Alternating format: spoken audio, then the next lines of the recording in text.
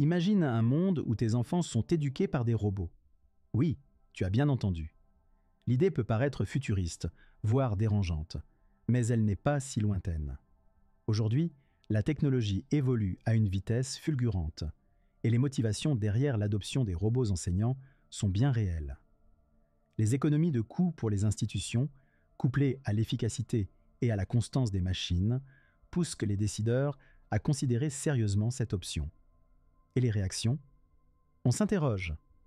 Les mamans s'effraieraient-elles à l'idée de robots enseignant la lecture à leurs petits ? Les grands-pères verraient-ils d'un bon œil ces androïdes remplaçant le prof de maths avec qui ils avaient l'habitude de discuter ? Un univers où tes souvenirs d'enfance sont remplacés par des interactions robotiques t'attend. Réfléchis-y.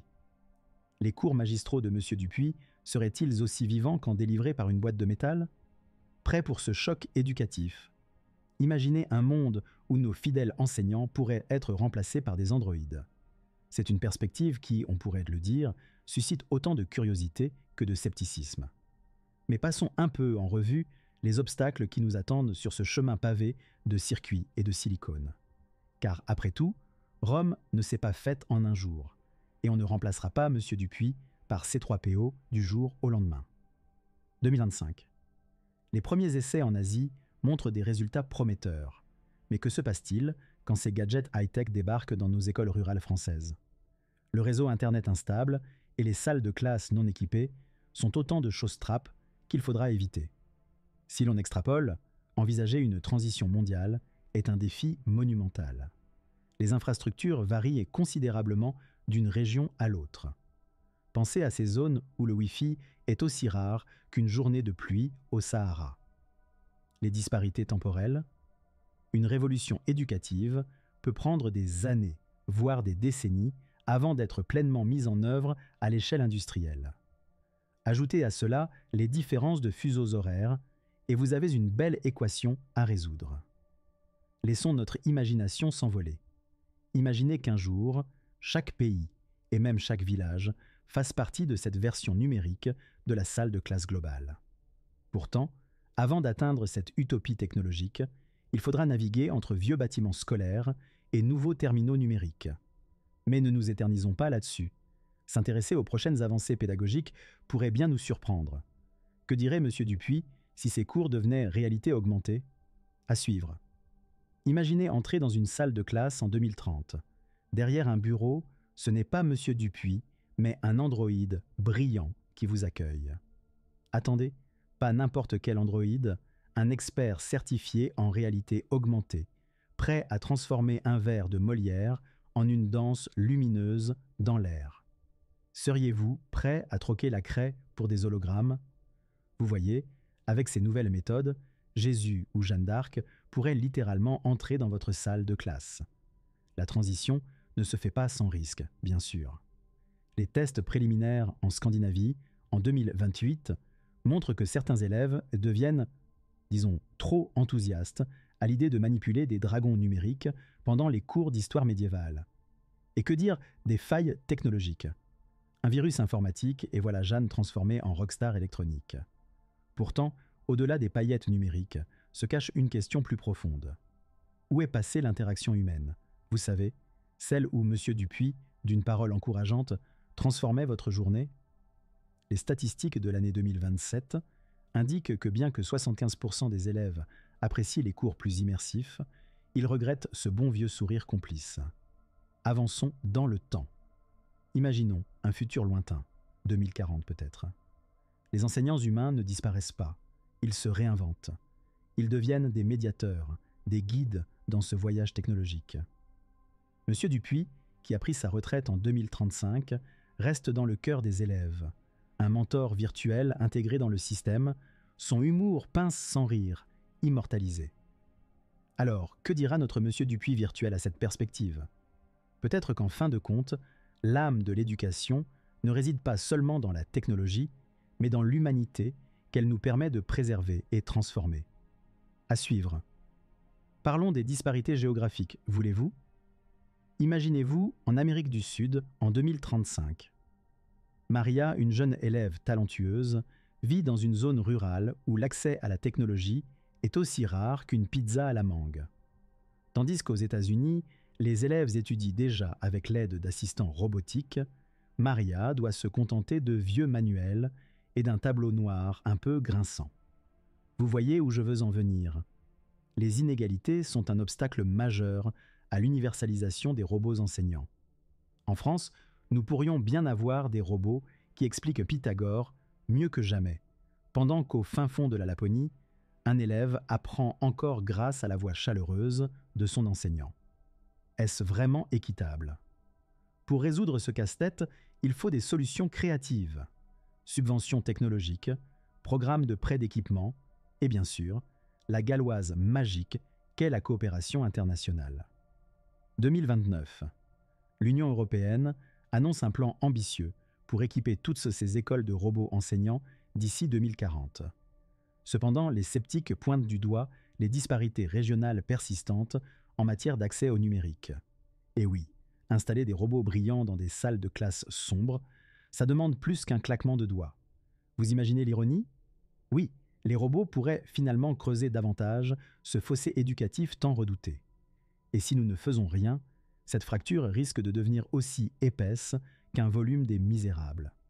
On pourrait même penser que Victor Hugo lui-même aurait préféré un robot pour résumer son œuvre. Qu'elle soit technologique ou humaine, l'âme de l'éducation se doit d'être partagée. Alors, prêts à avancer vers un monde où l'équité est au cœur de la révolution éducative. À suivre ? Imaginez-vous en 2050, la salle de classe telle que nous la connaissons est devenue ce que les musées appellent une curiosité temporelle. Les robots enseignants ont transformé le paysage éducatif, mais pas de la manière dont on l'avait prévu. Qui aurait pensé que les androïdes finiraient par enseigner la grammaire à travers des spectacles de marionnettes holographiques ? Malgré tout, certains élèves s'ennuient ferme. En 2047, une étude audacieuse révèle que 30% des élèves regrettent le bon vieux tableau noir, où l'imprévisibilité d'une craie cassée ajoutait un peu de suspense à un cours de mathématiques. Ces robots, aussi high-tech soient-ils, peinent à reproduire l'erreur humaine qui, mine de rien, a une certaine chaleur. Le voyage n'a pas été qu'une promenade de santé. En 2042, une panne du système a transformé un cours d'histoire sur Napoléon en une reconstitution musicale sur des airs de hard rock français. Les élèves l'ont adoré, mais pas sûr que ce soit au programme officiel. Nos amis du futur doivent repenser la place de l'humain face à cette technologie omniprésente. Au cœur de l'innovation, un retour à l'essentiel s'impose. Après tout, un sourire ne peut pas être programmé, pas plus que l'étincelle dans les yeux d'un enseignant passionné. Et pourtant, quels ajustements nous attendent pour que l'humanité et la robotique cohabitent harmonieusement dans l'éducation ?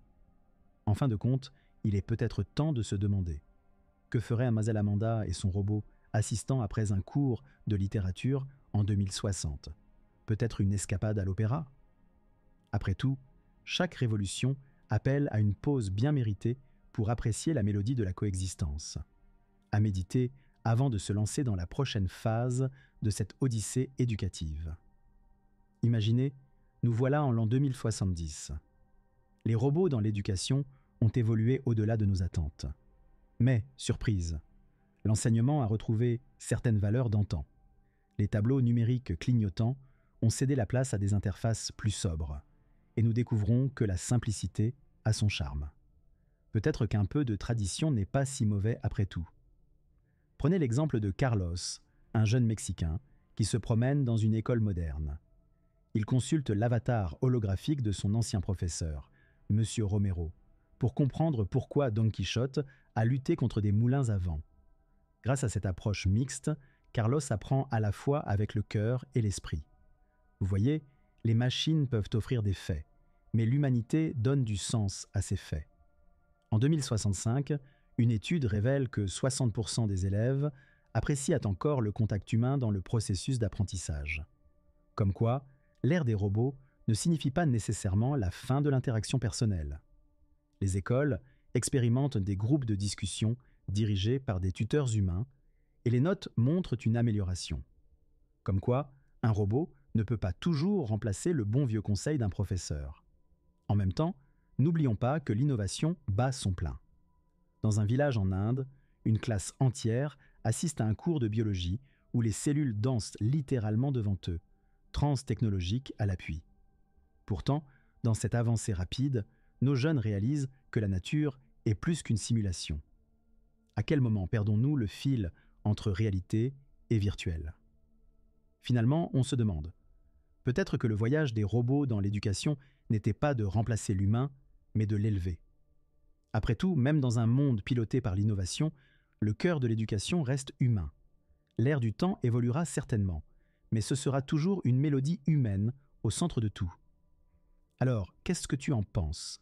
Les robots doivent-ils prendre la place des profs ou faut-il garder une touche humaine ? Dis-le-moi en commentaire, j'ai hâte de lire tes avis. Et si cette vidéo t'a plu, claque un like et pense à t'abonner pour ne rien rater des prochaines discussions. On plonge ensemble dans ce futur ? Allez, actionne ce bouton et restons connectés pour explorer encore plus de sujets captivants. À bientôt, camarades curieux.